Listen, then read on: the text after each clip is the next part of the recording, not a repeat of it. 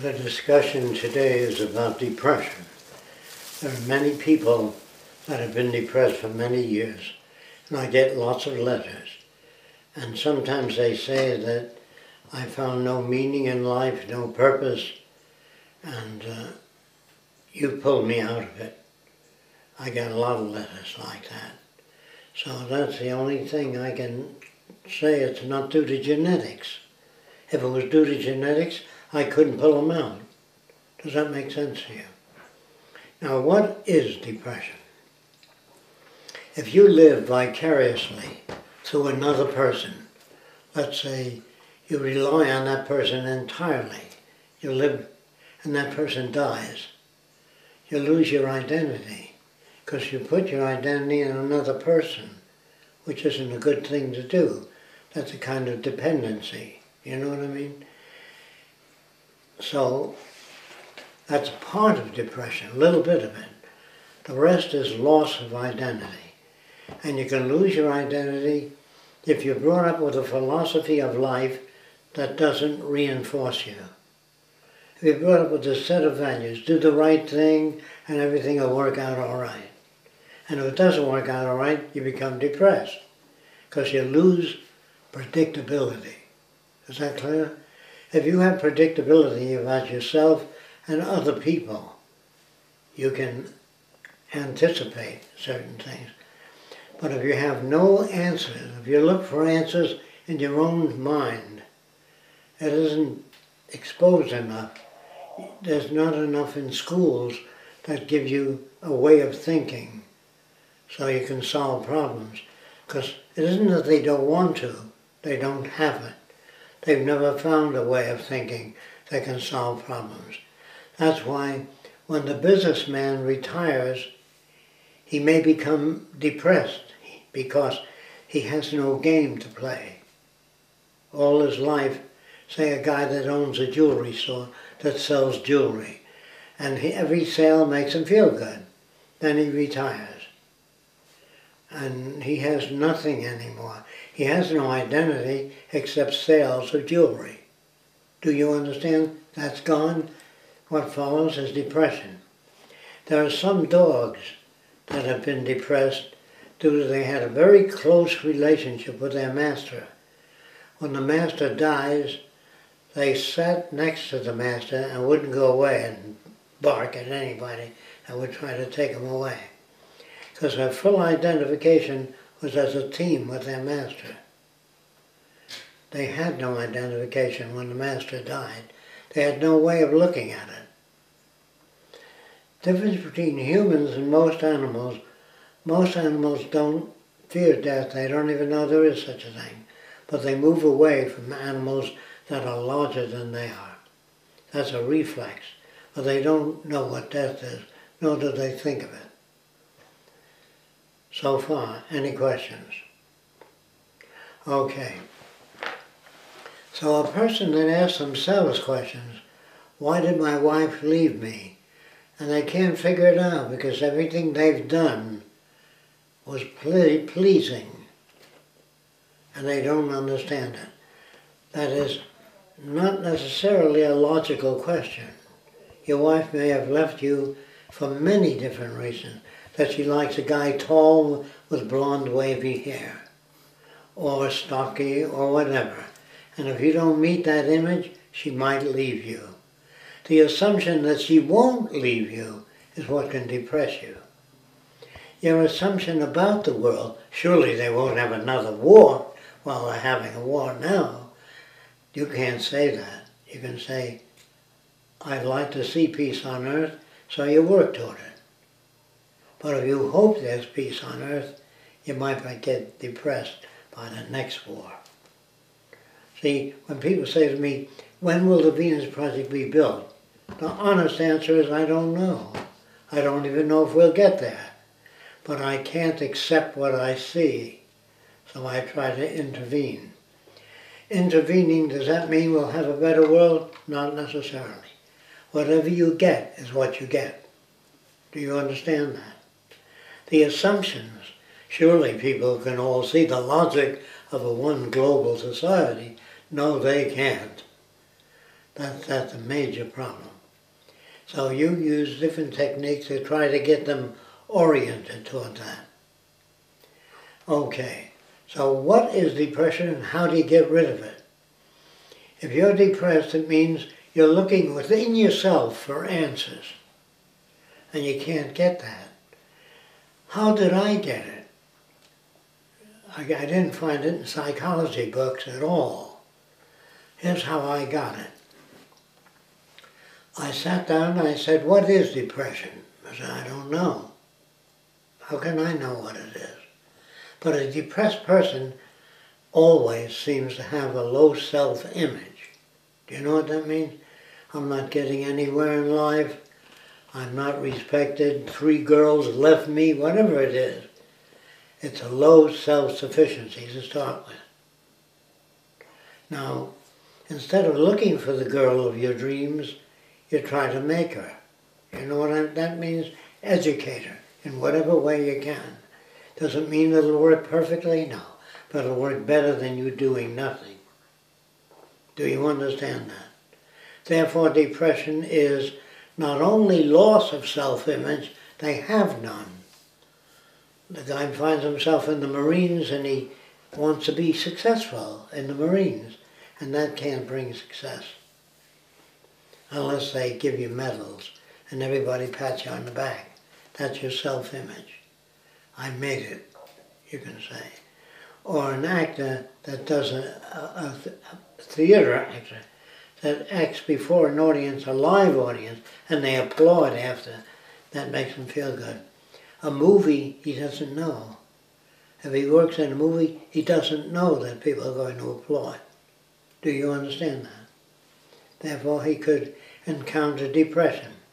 Anybody that does any routine, a job, a jeweler, a plumber, an artist, a painter, if they don't get reward for their painting, like you're a genius, you're a good creative, that makes them go on painting. But when people say, what the hell is that supposed to be? If they paint because they like to paint, that's much better if that occurs. If you go for a walk because you like to go for a walk, not because the doctor told you to go for a walk every day, at least a half hour. But if you don't do it because you want to do it, if you go out for a walk through the country and you smell the trees and you look around and you're pleased by that, do it. If it depresses you going for a walk, you have to restore the self-image. In most instances, there is no self-image. So you have to give them a self-image. You have to talk about a lot of things. The person says, gee, I didn't know that water became ice suddenly. I thought it was gradually it became ice. Well, whatever it is, if you expose them to different branches of science and they begin to find answers that satisfy them, their self-image grows. But if you make a Lutheran of a person and says, have faith in God, He'll look after you, if you put that faith in somebody you can't see or touch, it may carry you through. Because you know there's somebody up there that loves you, even though nobody does. That there is somebody up there. That helps some people. But it's not genuine help. Do you understand? Because he says to the minister, what did I do wrong? If you believe in right and wrong, you can get depressed. I must have done the wrong thing. It isn't the wrong thing that you do. It's a less valid thing that you do. It's a less appropriate thing that you do. Do you know what I mean? Not wrong. If you work on something, snap out of that depression. Have faith in yourself and confidence. Well, they might fall, gee, you sound great. But that doesn't take away the self-image. You don't take away the self-image, you add to it. You understand what that means? Whatever the person is. They only have no self-image. They don't know who they are. So they want to take, if you're in pain, that's different. I'm not talking about that. If you have a tumor growing in your lungs and you can hardly breathe, that's something else. That's not depression. That's physical disability. But if you have your health and you feel that you're learning something every day, don't ever assume that you can fix something too. You can try to fix it. I'm going to try to fix it. If that doesn't work, you come at it another way. If that doesn't work, say, I can't handle it. I need more information in that area. That's what self-confidence is. The more genuine information a person has in certain areas, people that do feel, I can't get up before 100 people and say something because I worry about whether I'll goof and they'll laugh at me, you know. Here's how you handle that. You never talk to people to win approval. You talk to people to inform. If you were in a building, you were in the hallway, and a big beam fell on fire, you can go in for the 1,000 people, say exit as fast as you can, there's a fire, and you don't feel bad about it. Because what you're saying is essential to their well-being. But when you gamble and you say, I don't believe in God at a church meeting, they can all say, what? You know, they're not going to say, how do you account for all this? They don't even do that. If they don't do that, there's no bridge. You have to build a bridge. Even a religious person, when they get a window cranking, they crank it, the window doesn't open, they take it back to the company. They need verification. When they buy something, the guy says, if you buy this window, it's hurricane proof because there's a sheet of plastic between two sheets of glass, so you can't smash it with an object. Now you have to give the person with a low self-sufficiency a high self-sufficiency by giving them a direction, or her, so they don't concentrate on themselves. I've been working all these years and I have nothing to show for it. Did you assume that you would have something? What you have to do is engage in self-image and asking questions. Why am I depressed? Why do I feel insufficient in the crowd? Because I'm hoping the crowd will like what I say. I don't give a shit. If they believe the earth is flat and I find out it's round, I enjoy telling them it's round. If they refuse it, that's their problem, not mine. But if you feel you are unsuccessful in presenting an idea, the assumption that you will be successful is depressing. Do you understand that? That's what makes depression. When you do something and nothing happens. When you row a boat, it doesn't move. If you can get in a boat but you don't know how to use the oar and it doesn't move, you get depressed. When you pull on a string and the motor doesn't start, what the hell, you pull it on until it does start. Or you learn that you might have to change the spark plug.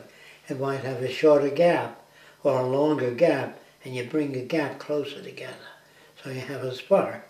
If you don't know those basic things, you can kick the lawnmower. We tend to project living human characteristics into things. Sometimes if your binoculars don't work, you throw them on the couch. You know what I mean? Because you get mad at the binoculars.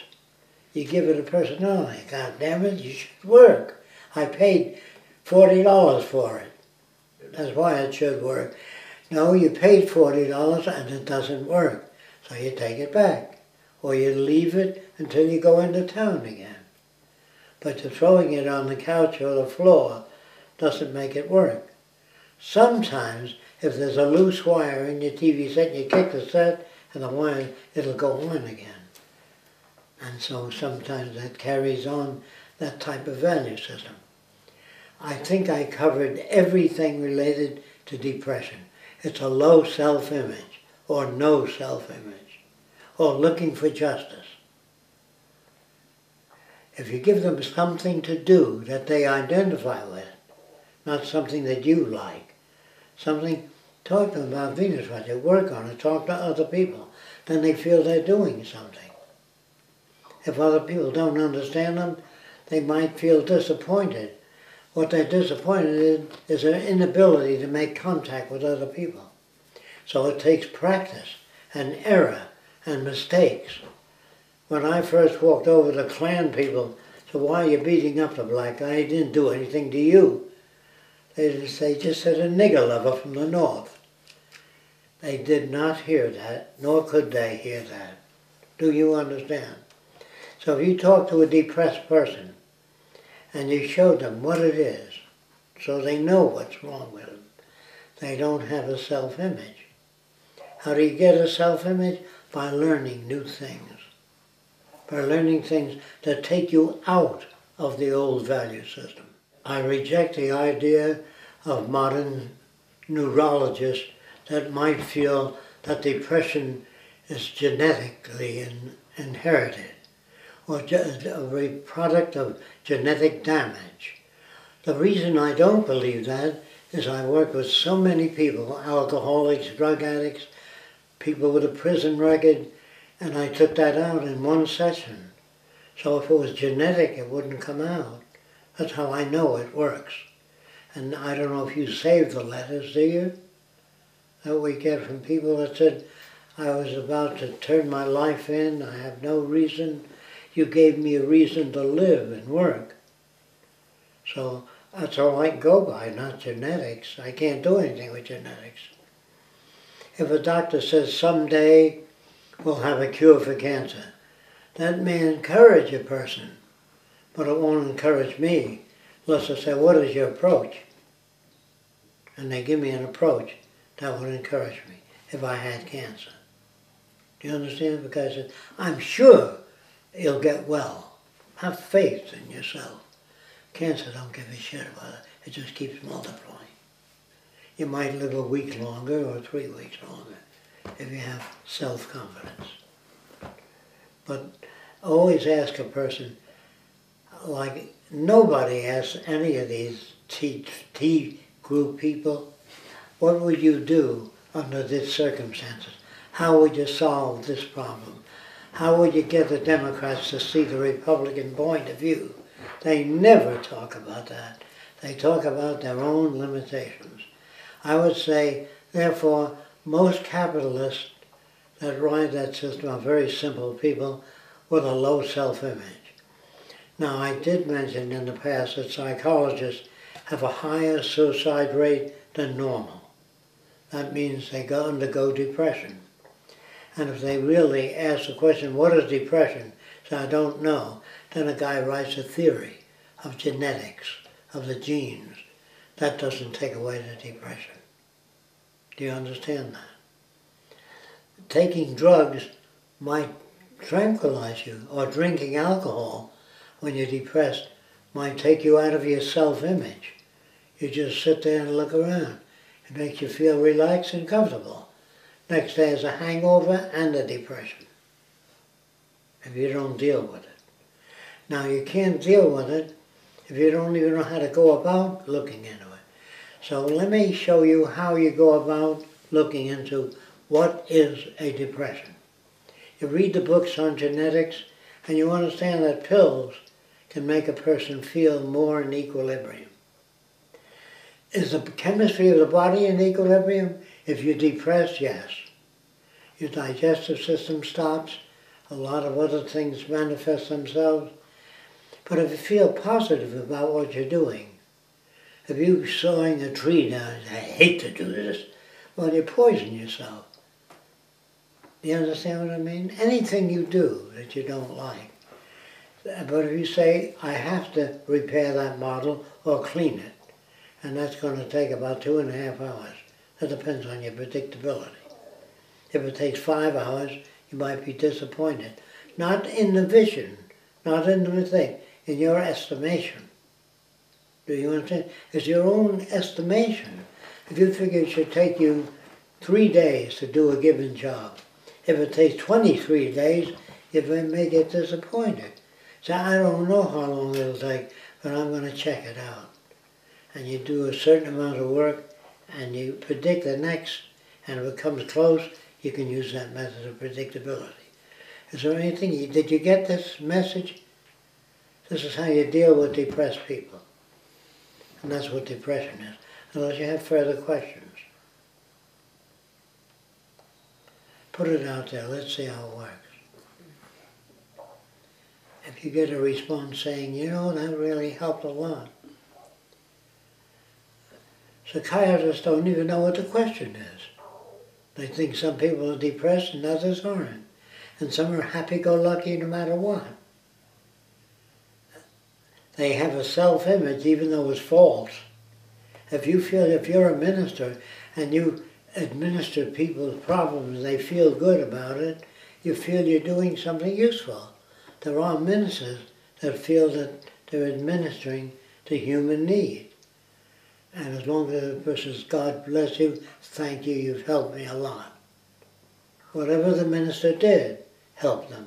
But if a minister was an operational linguist, and he helped them to understand what they're going through and why people get depressed, I think that's better than comforting them, saying, you'll pull out of it, I have every confidence that you will.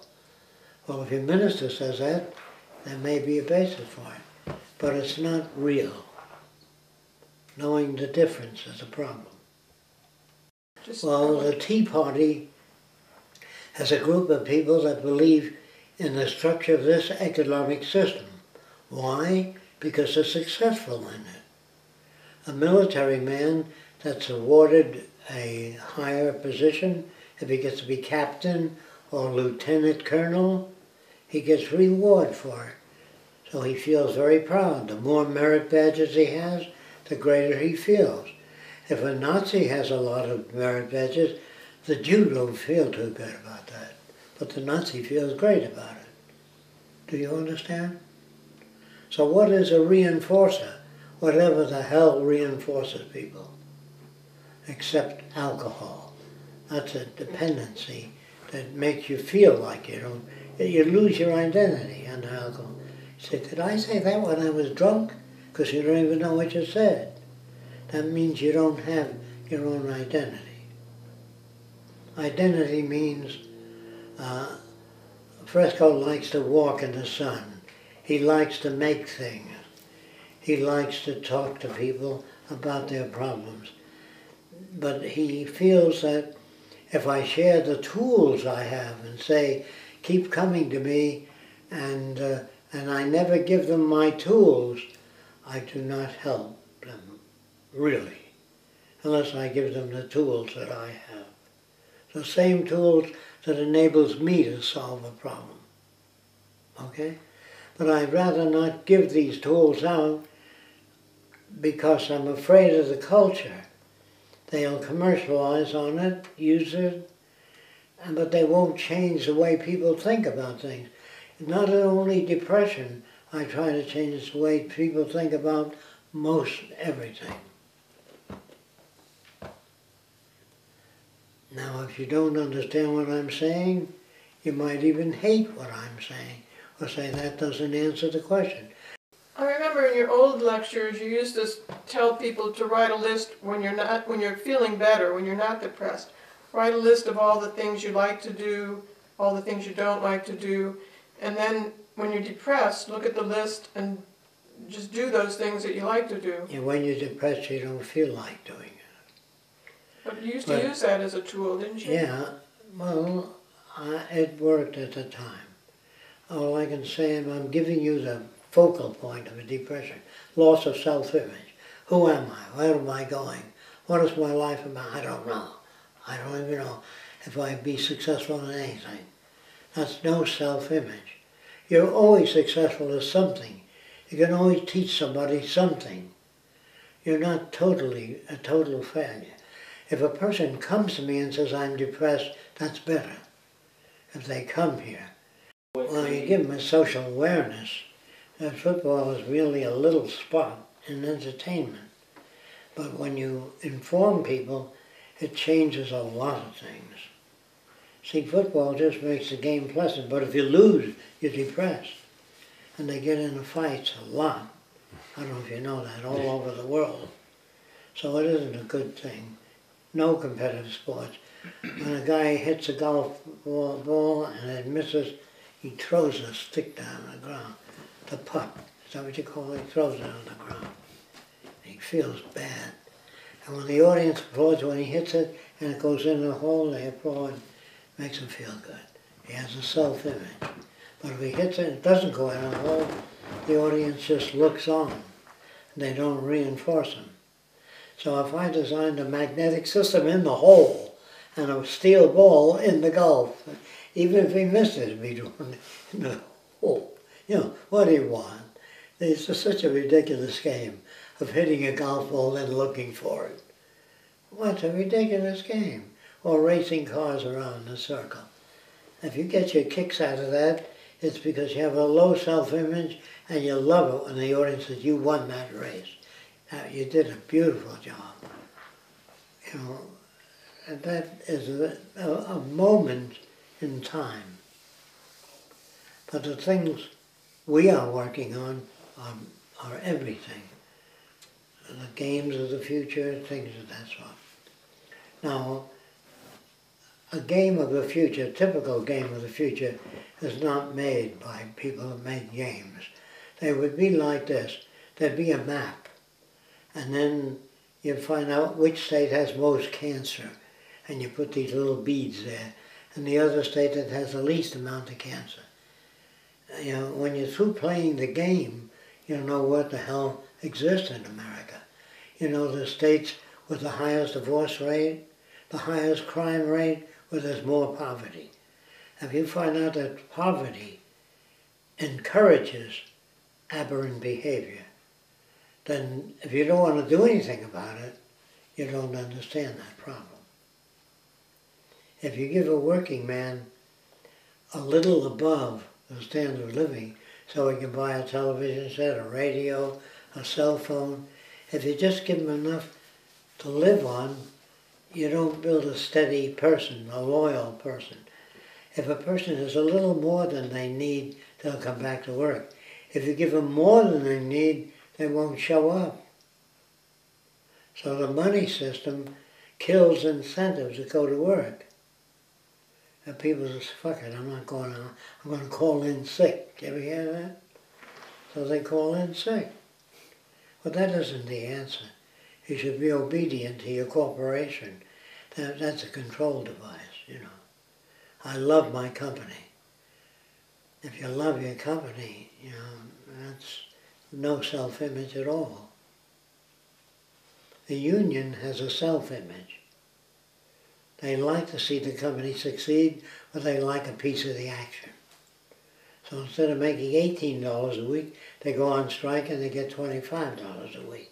But the company loses the competitive edge because they have to raise the price of their product. So they hate unions because it lowers their standard of living. The unions love unions, the members. It raises their standard of living. Everybody is right.